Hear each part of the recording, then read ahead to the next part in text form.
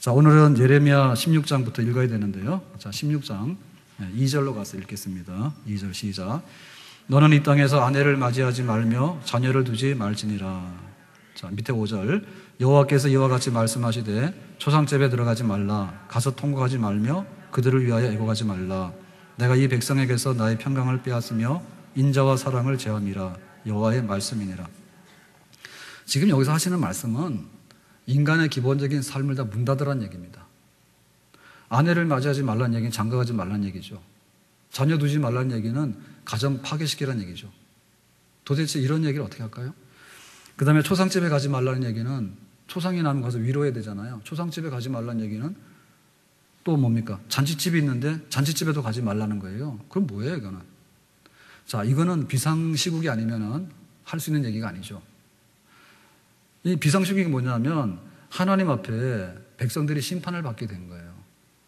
심판을 받아서 대재앙이 쏟아지게 되니까 잔치집에 갔다 와서 하나님의 심판으로 다 구덩이에 들어간다면 잔치집에 갈 이유가 없는 거지.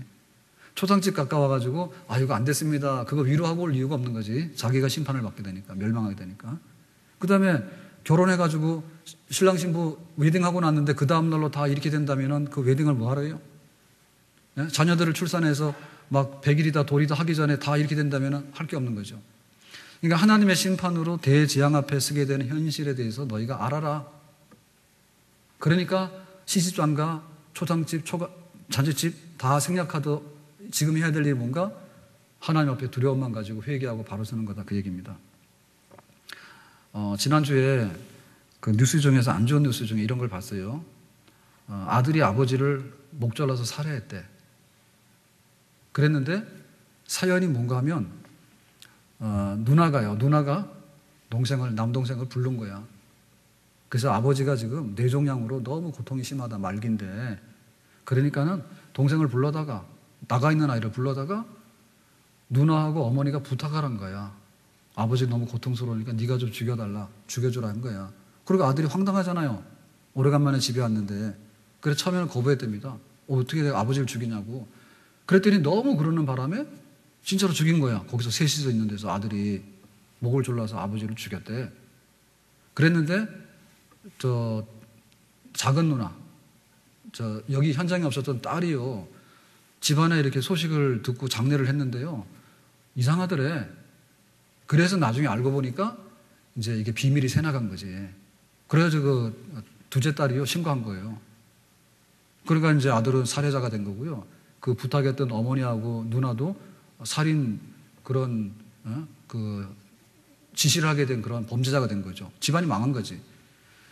그러니까 우리가 볼 때 그 어떤 사건이 있는데 그 사건이 어떻게 아들이 아버지를 죽입니까? 그런데 너무나 다급하다 보니까는 이제 잘못된 생각에 그런 걸 한 거 아니에요, 그죠? 그냥 놔두면 될 텐데 왜 누나가 그걸 시켰는지 몰라. 이게 정신이 없는 거지. 그러니까 그 일로 인해서 다가올 파멸을 생각이나 했겠어요? 지금 아버지가 너무 고통스럽다는 그것 때문에 야, 동생 네가 아버지 죽여라. 완전히 집안이 다 살인자 집안 되는 거 아니에요? 뉴스도 안 하고요. 그래 그 양심의 가책이 돼서 어떻게 살겠냐고. 다가올 미래의 재앙을 모르니까 그런 일을 하는 거예요. 그러니까 우리도 하나님 앞에 바로 서지 못하면 잔치집 가거나 초상집 가거나 아들 낳았다고 좋아하고 100일 하고 돌하고 연애하러 다니고 필요 없다는 얘기지. 왜냐하면 알고 해야 되는데 우리의 미래가 보장되어 있을 때는 그것이 우리의 아주 인간의 삶입니다. 근데 우리 앞에는 멸망밖에 없다 그러면 그런 일상적인 삶은 중단하는 거예요. 그렇지 않습니까? 하나님 앞에서 바로 설 줄 아는 거. 거기에 대한 우리의 지혜가 있어야 될 줄로 믿습니다. 자, 그래서 어떻게 이렇게 많은 죄를 지었기 때문에 이런 일상생활도 다 하지 말라고 하는가? 17장 1절입니다. 시작. 유다의 죄는 금강석 끝 철필로 기록되되 그들의 마음칸과 그들의 제단 뿔에 새겨졌거늘. 그러니까 이제 이 하나님 백성들의 죄가 마음판과 제단 뿔에 새겨졌는데 대충 흐리게 새겨진 게 아니죠. 뭘로 했어요? 금강석 끝 철필로. 그래, 다이아몬드 그 연필의 그 날카로움으로 죄를 기록했으니까 이거 지울 수 있어요, 없어요? 지울 수 없죠. 뚜렷하게 새겨졌지. 너는 살인죄, 너는 살인을 방조한 죄, 뭐 해가지고 막 새겨진 거 아닙니까? 지울래야 지울 수 없는 엄청난 죄가 거기에 다 기록됐기 때문에 아까 말했던 일상적인 생활은 중단하고 하나님 앞으로 회개하고 돌아가야 되니 급선무다 그 얘기입니다. 자, 그랬을 때 여기에 그 죄라고 한 것에 그 구체적인 것이 뭐냐라고 말하는데요. 자, 17장 5절부터 시작해서 8절까지 교독을 읽겠습니다. 자, 먼저 5절 제가 읽습니다. 여호와께서 이와 같이 말씀하시니라. 무릇 사람을 믿으며 육신으로 그의 힘을 삼고 마음이 여호와께서 떠난 그 사람은 저주를 받을 것이라.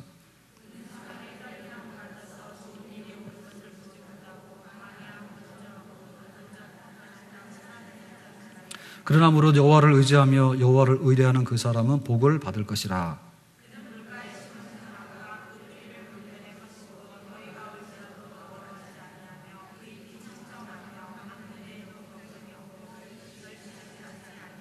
자, 여기 보면 나무가 두 종류가 나왔는데요. 하나는 사막에 심어진 떨기나무가 있고요.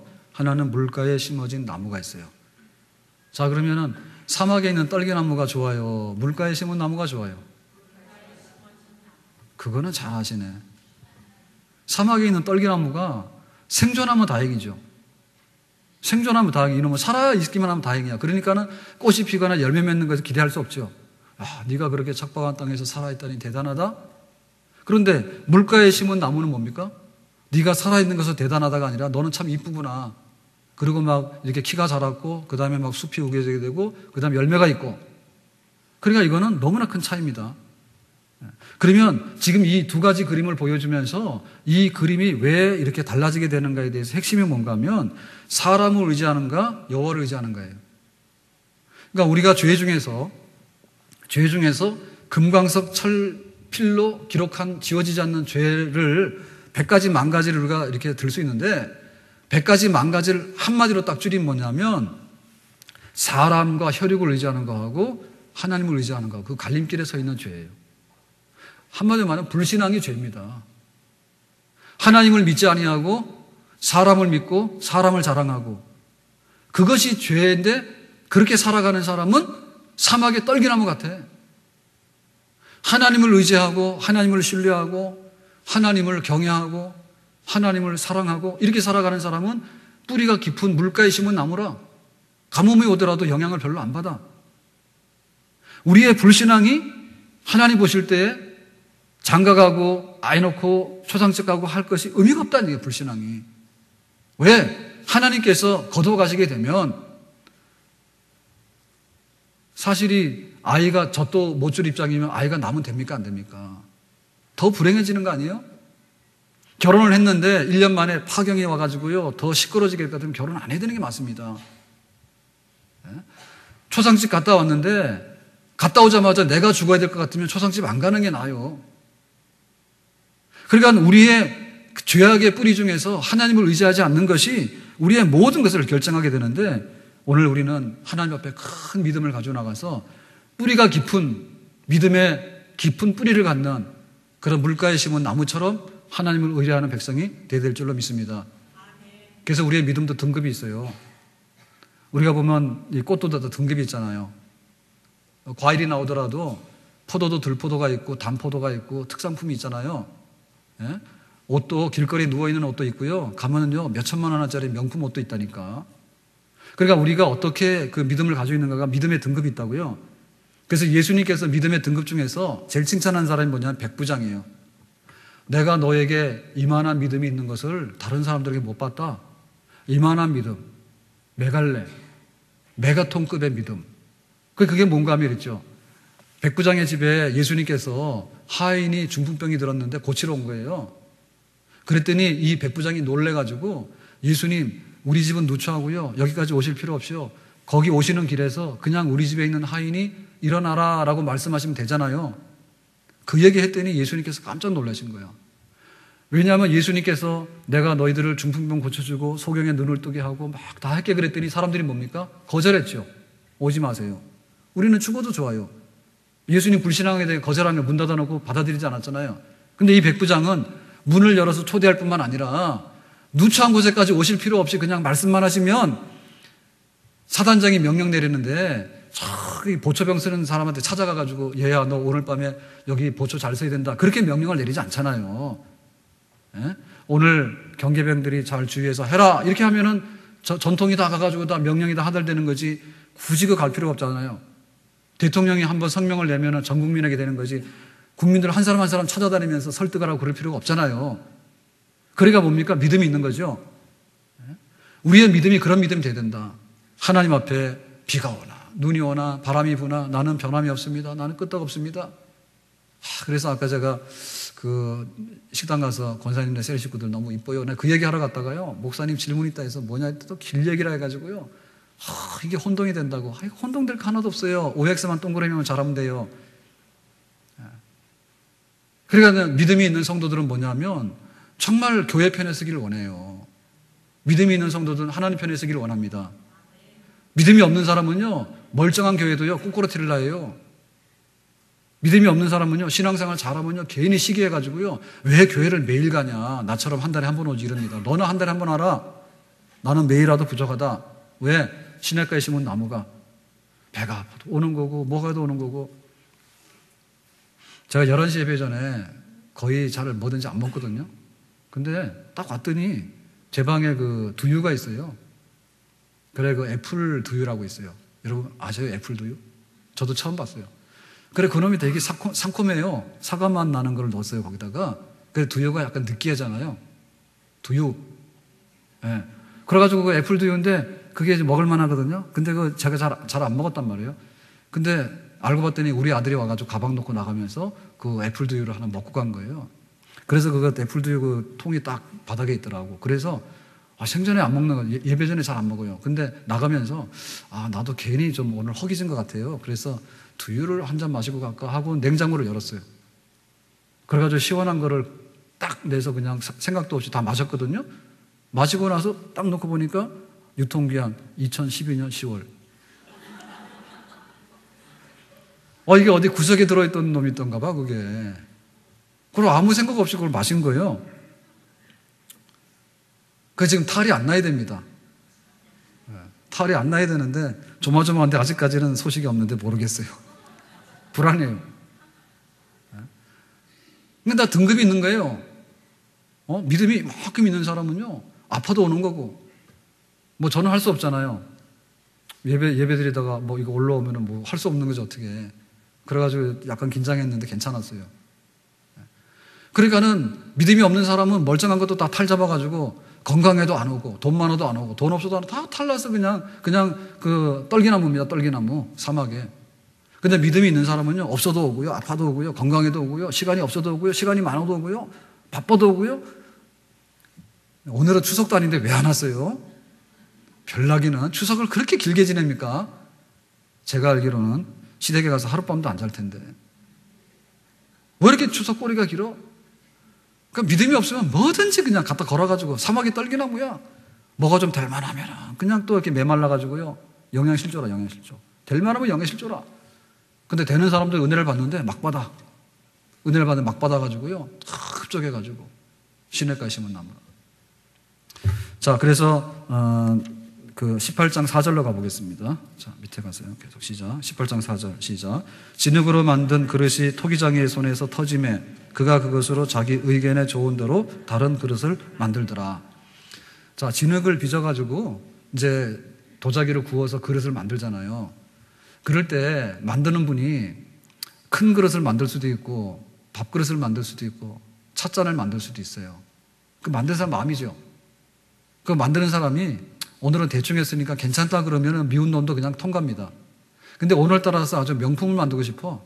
그래가지고 10개를 만들었는데 그릇이 하나도 마음에 안 드는 거라. 그러면 다 깨부시죠. 그게 바로 뭐냐면 토기장의 주권이에요. 그래서 하나님 앞에 우리가 믿음으로 쓴다라고 할 때 믿음의 최종적인 것은요, 우리가 하나님과 우리 사이를 시비 가리려 하면 안 돼. 주객이 전도되면 안 됩니다. 교회하고 나하고 주객이 전도되면 안 돼요. 성경과 내가 주객이 전도되면 안 돼. 하나님과 내가 주객이 전도되면 안 돼. 내가 주인인데 하나님 이렇게 따라서 하세요. 이건 아닙니다. 그러니까 하나님의 주권이 토기장인의 권리라. 내가 좋은 그릇을 만들든지 미워서 깨든지 간에 그것은 하나님 아버지의 권리가 된다. 자, 그래서 이 권리를 어떻게 행사하는가 할 때 믿음이 있으면은 복을 주는 거고요. 믿음이 없으면 그릇을 깨부시는 거예요. 그러니까 하나님께서 우리에게 심판하실 권리가 있다 없다? 있어요 없어요? 있다. 동그라미입니다. 하나님이 우리가 잘못될 때 심판하실 권리가 있다 없다? 있답니다. 근데 우리가 그걸 인정을 안 해요. 그래서 이 백성들이 말입니다. 아, 우리 여기 지금 예루살렘 거룩한 도시가 왜 망한데? 소돔성이나 망하지, 여기는 지금 예루살렘이잖아. 그리고 예루살렘에는 성전이 있는데 우리가 왜 성전이 있는데 왜 우리가 망한데? 성전이 있는데? 그런 어떤 자만감이 있어가지고요. 결국에는 하나님의 주권이 행사되는 데 있어서 이 정도면은 하나님의 주권이고 뭐고 우리가 권리를 주장할 수 있다라는 데까지 나가게 된 거죠. 자, 그래서 밑에 18절 말씀 봅니다. 시작. 그들이 말하기를 오라 우리가 꾀를 내어 예레미야를 치자. 제사장에게서 율법이 지혜로운 자에게서 책략이 선지자에게서 말씀이 끊어지지 않을 것이니 오라 우리가 혀로 그를 치고 그의 어떤 말에도 주의하지 말자 하나이다. 지금 예레미야가 뭐랍니까? 너희들이 계속해서 죄를 짓고 하면은 사막의 떨기나무가 되다가 나중에 하나님께서 그것도 못 참으시면은 토기장이가 그릇을 왕창 깨듯이 다 깨부실 거다. 그러니까 예루살렘도 다 회파되고 성전도 불타고 바벨론 군대에 의해 가지고 나라가 망할 거다라고 예레미야가 지금 말하는 거죠. 그랬더니 뭐라 합니까? 예레미야 입을 치자. 입 다물게 하자. 그리고 예레미야가 우리에게 기분 나쁜 얘기를 하게 되면 혼내주자. 그러니까 뭡니까? 하나님이 매를 들 수 있는데 하나님 매를 들면 매를 뺏어내겠다는 얘기지. 하나님은 우리에게 복만 주셔야지 우리한테 화를 내고 성질을 내면 안 된다. 이런 얘기죠. 이게 바로 주객이 전도된 거예요. 그래서 우리가 하나님 앞에 바로 쓸 수 있는 기회는 뭐냐면 하나님은 하늘에 계시고 우리는 땅에 있고 하나님은 주인이고 우리는 그릇이다라고 하는 하나님과 우리 사이에 분명한 구별의식이 있을 때 그 사람은 비로소 인간이 될 수 있고 겸손한 줄로 믿습니다. 아멘? 그래서 제가 11시에 뜻밖의 그걸 딱 마시고 났는데 보니까 그런 거예요. 뭐 할 수도 없고요. 제가 마시기 전에 그걸 봤으면 그걸 뭐하러 먹겠어요? 2013년도 갖다 놓은 애플두유도 있는데 그걸 내가 뭐하러 먹겠어요? 근데 실수예요, 실수. 그런데 하나님 앞에서 우리가 바로 되려고 하면 아, 하나님 내가 실수했습니다. 그거 하기 전에 겸손해야 되는 거죠. 하나님 없다 해놓고 아, 지옥도 가봐야지 한다고 해놓고 그렇게 하고 나서 나중에 내가 이거 실수했는데요. 그런 건 안 된다. 그러나 우리 속에는 하나님을 정말 이렇게 주인으로 모실 수 있는 주권을 인정할 수 있는 그런 하나님의 백성이 되야 될 줄로 믿습니다. 그래서 우리가 언어 볼 때면요 굉장히 법적 의식이 필요해요. 그래서 아까 제가 그랬잖아요. 여기는 모르시는 분들 몰라요. 우리도 처음에 몰랐어요. 막 길 한가운데다가 차를 대놓으면 차가 나갈 수가 없잖아요. 그죠? 길이 좁은 길이라서. 그래서 이거 경찰에다 얘기하면 되는 줄 알고요. 구청에다가 주차 단속을 해주세요. 우리가 그렇게 얘기했잖아요. 그랬더니 구청에서 뭐라고 답이 온 줄 알아요? 여기는 개인 소유로 된 사도이온이 도로법에 저촉이 되지 않아서 법 집행이 되지 않는 곳이니 알아서 하세요. 이렇게 온 거예요. 그래서 우리도 그렇게 한 거예요. 그러니까 이 주권이라고 하는 것은요, 진짜 굉장히 중요한 겁니다. 그래서 왜 일본하고 중국하고도 그 국경에 대한 분쟁이 있죠, 그죠? 그 다음에 독도 가지고도 우리하고 일본하고 분쟁이 있잖아요. 사실 우리는 독도 가본 적도 없어요. 잘 몰라요. 근데 왜 그런가 하면 그 주권이 있잖아요, 주권. 만약에 그 여행자가 있는데요, 미국 사람이 우리나라 왔는데 테러를 당했어. 그럼 난리가 납니다. 왜? 미국의 주권을 건드렸다가 난리가 나는 거예요. 자국민 보호 때문에. 그런데 제3세계예요. 제3세계 노동자들이 들어왔는데 불법으로 여기 입국해가지고 공장에서 일하다 손가락 하나가 날라갔어. 손 하나가. 말 못해요. 자기 권리가 없는 거예요, 이게 지금. 불법 입국에다가 그 나라가 힘이 없잖아요. 힘이 없으니까 말에 권세가 없는 거야. 그러니까 우리가 그 법의 관계를 잘 알아야 되는데 하나님과 우리 사이에 내가 잘못하게 될 때 얼만큼 하나님께서 이거를 행할 수 있는가에 대해서 내가 막아낼 수 없다, 하나님을. 그러니 내가 살 수 있는 길은 하나님 앞에 공손하게 무릎 꿇고 인정하는 수밖에 없다. 약 한 번 잘못 먹어도 우리가 과하게 되면 죽을 수 있는 것이고요. 그래서 보면은 왜 누구죠? 가수 누구예요? 약 중독 때문에 죽은. 네? 마이클 잭슨 맞아요? 네. 거기도 약 그거 때문에 죽었는데 그렇죠, 그죠? 그러니까 사실은 우리는 이게 보약이라고 먹지만 잘못하면 그게 독약이 되는 거고요. 내일의 안전을 담보할 수 없어요. 그러니까 하나님 앞에 잘 보이는 것밖에는 보험이 없는 줄로 믿습니다. 하나님 앞에 잘 보이고 하나님 앞에 법대로 가는 거예요. 불법을 행하고 마구잡이로 가다가는 하나님을 이길 수 있는 것은 없다. 자, 그렇다면은 20장 2절로 가서 보겠습니다. 다시 한번 20장 2절 시작. 이에 바수울이 선지자 예레미야를 때리고 여호와의 성전에 있는 베냐민 문 위층에 목에 씌우는 나무 고랑으로 채워두었더니, 자, 바수울은 성전을 감독하는 책임자예요. 총감독자예요. 그런데 뭐라 했습니까? 예레미야를 때렸어. 예레미야는 누구요? 선지자죠. 하나님 말씀 전하는 사람이죠. 왜 때렸어요? 회개 안 하면 나라 망한다는 게 기분 나쁜 거죠. 때렸는데 어떻게 했습니까? 목에 씌우는 나무 고랑으로 채워두었더니, 그러니까 목에다가 이거를 걸어가지고 감옥에다 넣은 거죠. 그죠? 그러니까 이 선지자에 대해서 어떻게 했어요? 선지자에 대해서 해를 가했죠. 선지자를 해롭게 했죠. 핍박했죠. 죽기 직전이죠, 지금. 감옥에 가둬가지고. 자, 그랬을 때 하나님께서 하시는 말씀이 뭐냐면 누구 편을 들어줬는가? 밑에 6절인데요. 6절 말씀 봅니다. 시작. 바수라, 너와 내 집에 사는 모든 사람이 포로되어 옮겨지리니 내가 바벨론에 이르러 거기서 죽어 거기 묻힐 것이라. 너와 너의 거짓 예언을 들은 내 모든 친구도 그와 같으리라 하셨느니라. 그러니까는 지금 바수울이 힘이 세니까 권력을 가지고서 예레미야 선지자를 감옥에 가두고 죽이려고 하니까 하나님 말씀하시기를 어떻게 한다고요? 예레미야는 풀려나되 바수울 네가 바벨론의 포로로 잡혀가서 너와 함께 모든 자손들이 거기서 묻혀 죽는다 했죠. 하나님 누구 편 들어준 겁니까? 예레미야 편을 들어준 거죠. 믿습니까? 그러니까는 세상에 하나님을 이기려고 핍박하는 사람들이 있다 하더라도 그들의 운명이 자기 스스로 망하는 길을 가게 된다. 하나님을 대적하는 자들이 있다 할지라도 하나님을 대적하는 자들이 멸망할 것이고, 핍박을 받는 성도들이 있다 할지라도 핍박받는 성도들 하나님께서 도우실 것이고, 상한 갈대와 같더라도 꺾지 아니하시고 꺼져가는 등불과 같더라도 끄지 아니하셔서 심판하실 때까지 이기는 백성은 뭐냐면 믿음으로 살고 하나님 말씀대로 사는 백성들에게는 내일의 희망이 있고, 하나님 앞에 막 사는 사람들에게 있어서는 지금은 큰 소리를 치고 지금은 권력을 휘두르지만은 마지막에는 멸망하게 되는, 마지막에 파멸이 오게 되는 줄로 믿습니다. 우리가 어떻게 견뎌야 되겠는가? 낙심하지 말고 굴복하지 말고 좌절하지 마라. 그래서 예레미야가 지금은 자기는 핍박을 받아서 감옥에 갇혔지만은 하나님 앞에서 자기의 심정을 토로하면서 어떻게 승리하는 것을 보여주는데요. 20장 7절 말씀입니다. 다 같이요. 시작. 여호와여, 주께서 나를 권유하심으로 내가 그 권유를 받아 싸우며 주께서 나보다 강하사 이기셨으므로 내가 조롱거리가 되니 사람마다 종일토록 나를 조롱하나이다. 지금 그 예레미야가 감옥에 갇혀서 핍박을 받을 때 그 괴로움을 설명하는 거예요. 하나님 나보고 선지자라 그랬더니 나 선지자 안 한다 했잖아요. 나는 아이와 같아요. 북쪽에서 끓는 가마가 끼우러지는데 그거는 사람들이 듣기 싫어해요. 그래서 내가 할 수 없이 그 말을 했더니 사람들이 나를 조롱하고 나를 감옥에다 가두고 이렇게 핍박을 하잖아요. 내가 얼마나 속상한지 아세요? 지금 항변하는 겁니다. 자, 8절의 말씀을 다시 봅니다. 시작. 내가 말할 때마다 외치며 파멸과 멸망을 선포함으로 여호와의 말씀으로 말미암아 내가 종일토록 치욕과 모욕거리가 되미니이다. 그러니까 나라가 망한다고 하는 이 안 좋은 듣기 싫은 얘기를 자꾸 하라니까 그것을 했더니 종일토록 치욕과 수욕거리가 된다. 야, 마른 하늘에 비가 오냐? 지금 예루살렘이 이렇게 있는데, 이 거룩한 성전이 있는데 바벨론 사람들이 여기를 침략해서 우리가 망한다고? 너 정신 나간 거 아니냐? 그런 조롱과 멸시를 지금 예레미야 선지자 굉장히 많이 받죠. 그러니까 예레미야 선지자가 뭐가 돼요?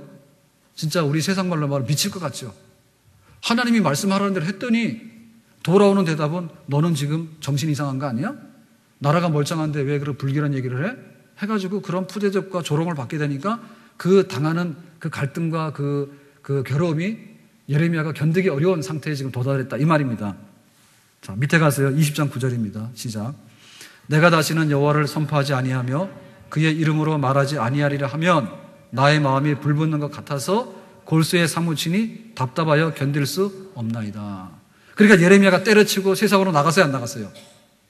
안 나갔죠. 선지자 하는 게 힘들어요. 하나님 말씀 선포하는 게 힘들어요. 안 들으니까.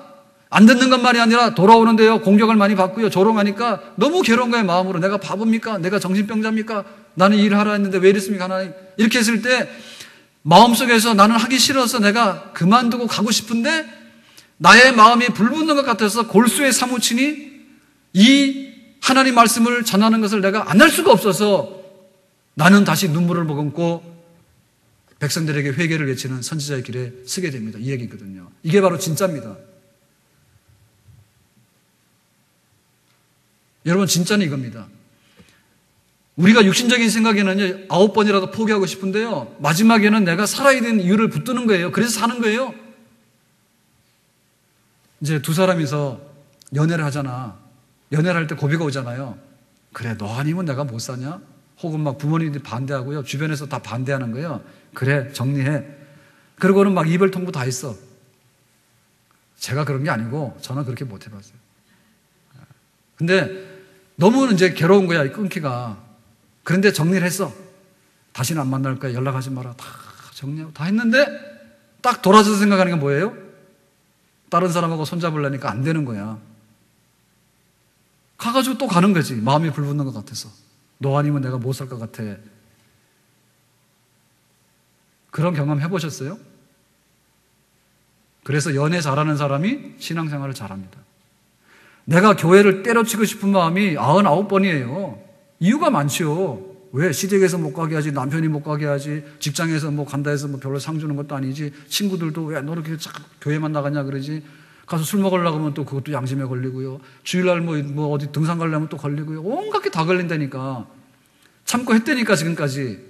근데 에이, 마지막에는 도저히 안 되겠다. 그러니까 이제 나도 이제 못 하겠다. 딱 그렇게 해서 딱 마지막으로 최종 통보하려고 딱 보니까 마음속에서 그렇게 못 하는 거예요. 나는 안 되겠는데? 그게 바로 남은 자들입니다.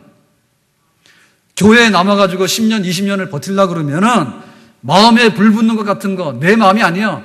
성령께서 주시는 마음으로 인해가지고 예담교회 섬기고 충성하라고 하는 그런 불같은 마음이 막 우리 속에 들어올 때 10년을 견디고 20년을 견디고 하는 남은 자의 자리에 쓰게 되는 줄로 믿습니다. 여러분, 이 마음 가지셔야지 진짜 사랑이 있는 겁니다. 이 마음 가지셔야. 이거는 인간의 육신으로 하는 게 아니야.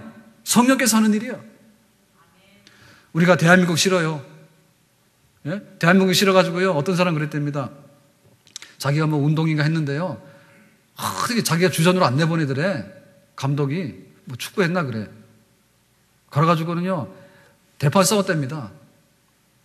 왜 나를 주전으로 안 내보내고 말이야. 나보다 못한 애들 막 보내고 와서 뭐 이렇게 뒤에서 뭐 하면 막 또 이렇게 시합에 내보내 그런가 보지. 그래가지고 대판 싸우고요. 이제 우리나라에서 제일 먼데, 우리나라 제일 먼 데가 뭐예요? 남미 쪽이죠, 그죠? 그래가지고 뭐 칠레인가 어딘가 갔대요. 어디 뭐 남미 어디를 갔는데요, 진짜 한국 사람도 없는데 그런데 갔대. 화나가지고. 한국 나하고는 상관이 없다. 아, 그랬는데 거기 가서 살아보니까 또 그게 아니야. 한국 사람들이 간혹 가다 여행하고 막 관광 오잖아요. 그럼 또 반가운 거예요. 반가워요, 안 반가워요? 예, 반갑더래. 나는 죽어도 그래서 공항 갈 때 오줌 싸고 갔답니다. 이 더러운 세상 다시는 안 돌아온다고. 그리고 갔는데 나중 가서 한국 사람 보니까 자기 마음이 딱 돌아서더래. 그렇게 싫다고 야단을 쳤는데도. 그러니까는 선지자의 마음이 그 말이에요. 우리가 좁은 길을 걸어갈 때 때로는 낙심되고 다 그만두고 싶어도 돌아서면은 다시 포기할 수 없는 그런 우리 속에 불같이 역사하시는 하나님의 성령의 역사가 있기 때문에 우리가 이 길을 걸어가게 되고, 우리가 앞날도 그 하나님의 특별한 은총과 간섭 때문에 마지막까지 우리의 길을 걸어가게 될 줄로 믿습니다. 제가 이거를 했더니요, 연말 됐는데 제가 대학생들 가르칠 때인데 그 한 청년 형제가 자기 이제 그 부모님은 다른 교회를 나갔거든요. 교회가 갈라진 거예요. 중학교 사건 나가지고요, 교회 갈라져서 서울교회로. 그래가지고 이쪽에 절반 가고 여기 절반 남았는데요, 부모님이 그걸로 간 거야. 근데 이 아들은 안 갔어. 그래서 이제 내년이면 간다 했는데 또 못 가고, 내년이면 간다 또 못 가고, 이제 올해는 진짜 간다고 해서 다 마음이 결심을 했어. 그랬는데 그때 제가 얘기했죠. 저 가가지고 막 저보고 예레미야 시켜가지고 예레미야 했다고. 그 하면서 이걸 한 거예요. 그래도 마음이 불붙는 것 같아서 진짜 하나님의 은혜가 있는 사람은 육신적인 생각을 하는 게 아니라 하나님의 성령으로 다시 돌아선다. 이걸 한 거예요. 20장 9절 말씀을. 그랬더니 와서 그래. 올해도 틀렸네 그래요. 뭐가 틀려요? 이제 갈라 했는데, 부모님 계신 교회로 갈라 했는데, 아, 이것 때문에 내가 또 마음에 허락되지 않는 부분이 있어서 다시 섬기게 된다라고. 그러니까 우리가 때때로는요, 우리 육체적인 생각으로 하는 게 아니라 하나님 성령께서 끊으려야 끊을 수 없는 신비로운 연합으로 우리를 간섭하시는데 그 깊고 그 강력한 하나님의 비밀스러운 교통하는 그런 것이 있기 때문에 우리가 믿음의 자리에 서서 사명을 끝까지 감당하게 되는 줄로 믿습니다. 아멘. 자, 밑에 21장 8절하고요 9절 다 같이 읽습니다. 시작. 여호와께서 말씀하시기를 보라 내가 너희 앞에 생명의 길과 사망의 길을 두었노라.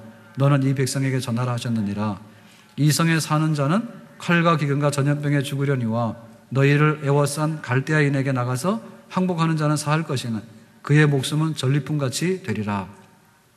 자, 여기 보면은 생명과 사망의 길이 있는데 우리가 어느 길로 가야 돼요? 생명의 길. 자, 생명의 길로 가는 것은 바벨론 사람들한테 항복하는 길이에요? 아니면 바벨론하고 싸우는 길이에요? 성경을 모르면 바벨론하고 싸워야 된다 얘기하는 거고요. 성경을 알면 뭐예요? 바벨론하고 싸우면 안 돼. 항복하는 길이요. 왜 그렇죠? 지금 하나님께서 바벨론 군대를 보낸 건 왜 보냈다고요? 심판하기 위해서 보낸 거야.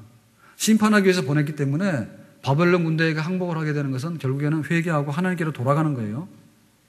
그거죠? 그래, 우리에게 살 길과 죽을 길이 있는데 살 길로 가야 되는데 살 길로 가는 것은 뭐냐면 내가 살고자 하는 자는 죽고요, 죽고자 하는 자는 산다는 것이 역설적으로 맞는 거예요. 죄 짓는 사람이 내가 기어이 죄를 지어야 되겠다 해가지고요, 그거를 계획해가지고 실행에 옮기게 되면요, 그거는 사는 길이 아니라 사망의 길이에요. 그러니까는 항복하는 길이 사는 길이고요, 포기하는 길이 사는 길입니다. 하나님 뜻이라면. 그래, 우리 성도들이 살아야 되는데 자기를 고집하는 사람이 있거든요. 주일날은 11시부터 12시까지만 딱 주일이야. 끝까지 그걸 고집하게 되면요, 그거는 사는 길이 아니에요. 성경 공부 나는 더 이상 안 해. 내가 성경을 공부하고 기도하고 예배드리고 하는 데 있어서 나를 굴복하게 해서 하나님께 무릎 꿇는 것만큼 우리에게 생명의 길이 다시 한번 열려지게 되는 줄로 믿습니다. 아멘? 우리가 무슨 직분을 감당할 때도 마찬가지예요. 내가 집사직을 맡았는데 이만큼은 할 수 있어라고 하는 것은요, 내 힘으로 하는 것을 하는 게 아니야. 내 힘으로는 못하지만은 내가 죽어도 하겠다라고 할 때 그것이 하는 거거든요. 그래서 죽고자 하는 자가 살게 되는, 내가 이 길을 걸어갈 때 좁은 길인데 나중에는 열려지는 길이 있고요, 대문이 이만하게 열렸는데 나중에 가보니까 막히는 길이 있는 거예요. 그래서 우리는 우리 스스로를 지혜롭게 생각하거나 우리의 경험을 굉장히 자랑해서는 안 됩니다. 하나님 앞에 생명의 길이 된다면 믿고 가는 것이고, 사망의 길이 된다면 내가 가서는 안 되는 길이고. 그 한백산 간 얘기 제가 몇 번 했잖아요, 그죠?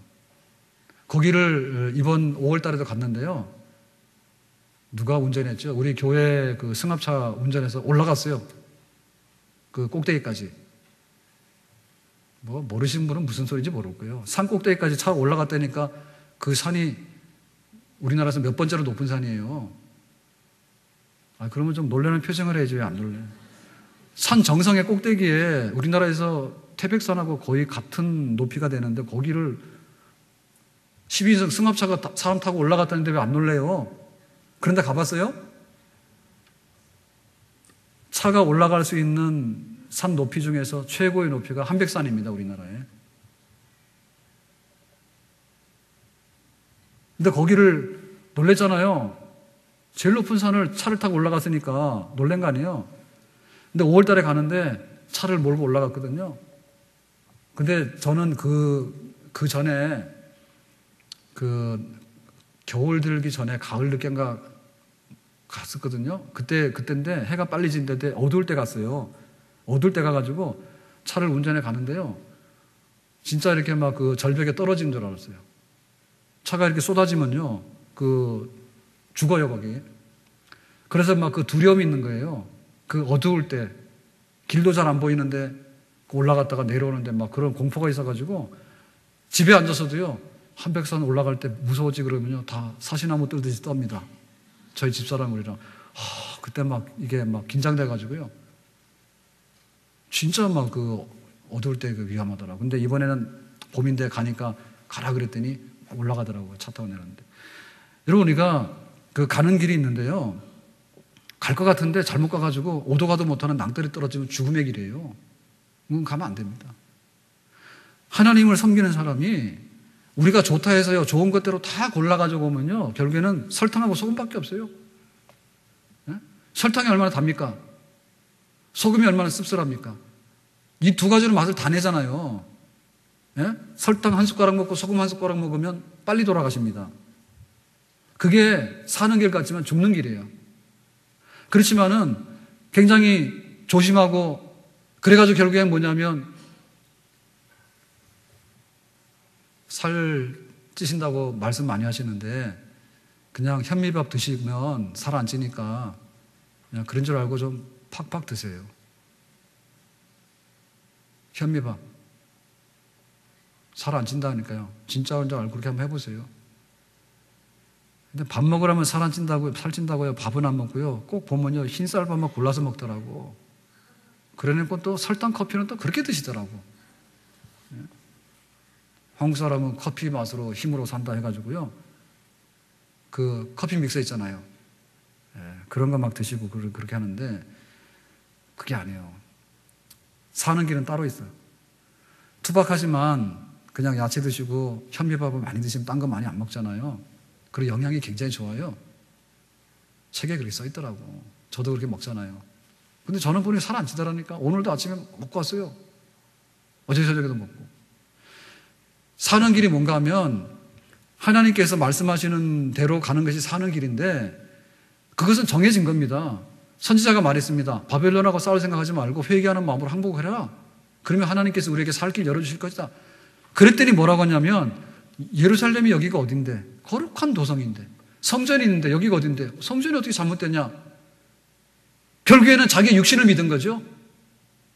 민족주의 믿은 거예요.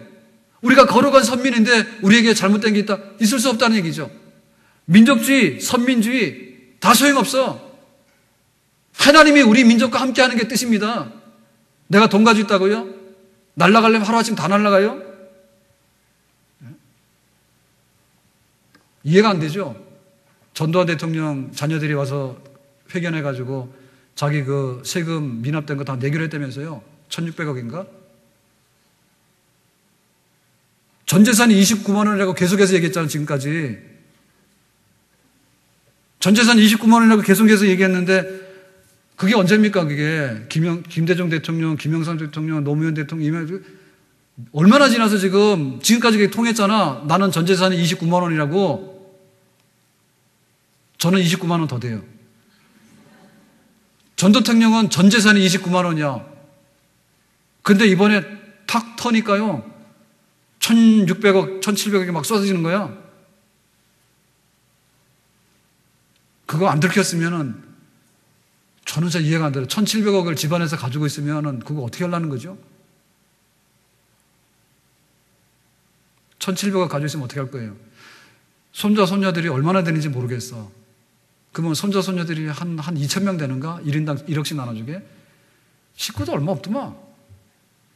예? 그런데 그 국가에서 내놓으라 하는데 안 내놓고요. 나는 29만 원입니다. 그러고 막 골프 치러 다니고요. 도대체 이해가 안 가는 행동을 10년 정도 하더니 말이에요. 백담사까지 갔다 왔는데도요, 안 내놨어요, 다. 대단하긴 대단합니다. 그죠? 그렇게 와서 내놓으라 그러고 뭐 하라고 그러도 뭐 데모하더라도 끄떡도 없더라고. 그것도 이번에가 내놓더라고. 그러니까 뭡니까? 죽게 된 거지, 이제. 하나님 앞에 우리가 가는데요, 막다른 골목을 가게 되면 죽는 거예요. 우리에게 살 길이 있다면 항상 살 길에 대해서 우리가 선택을 하고 하나님 앞에 어린아이 같은 그런 마음으로 하나님 편에 바로 설 수 있는 그런 신실하고 정직한 믿음의 사람들, 시냇가에 심은 나무가 되는 백성이 되기를 주님의 이름으로 축원합니다.